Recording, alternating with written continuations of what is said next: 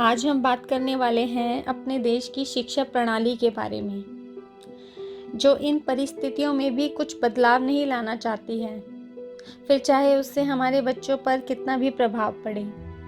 हो सकता है कि मेरी ये कविता उस बदलाव को लाने में थोड़ा सा भी योगदान दे पाए। तो अगर ऐसा होता है तो मुझे इस बात की बहुत खुशी होगी।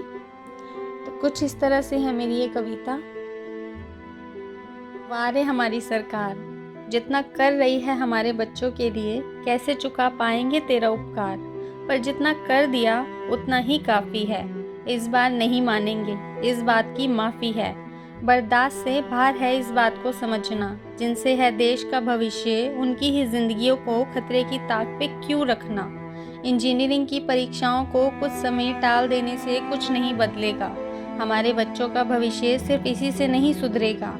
जब जिंदगी ही नहीं बचेगी तो उज्जवल भविष्य का ये सरकार क्या करेगी। कहने को तो लोकतांत्रिक देश में रह रहे हैं, पर जहां बात सुरक्षा की हो तो सब यहां पिस रहे हैं। करियर के नाम पे उनकी जिंदगियों को खतरे में डाल दिया, सेफ्टी के नाम पर खुद का पल्ला झाड़ लिया।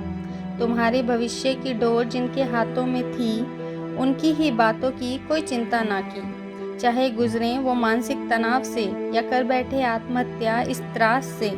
ना कोई यातायात का साधन, न संभव है सामाजिक दूरियों को बनाना। इन हालातों में कहाँ मुमकिन है अच्छे से पढ़ पाना। फिर कैसे जायज़ होगा इस इम्तिहान का फल, जहाँ उनकी ज़िंदगी भी होगी ताक पर और ना ही लगा पाएंगे वो अपनी अकल। एंट्रेंस के नाम पर उन्हें खतरे में डाल रहे हैं। कम से कम उनकी परिस्थितियों को समझो, जो तुम्हारे इस फैसले की वजह से अपनी ज़िंदगियों से लड़ रहे हैं।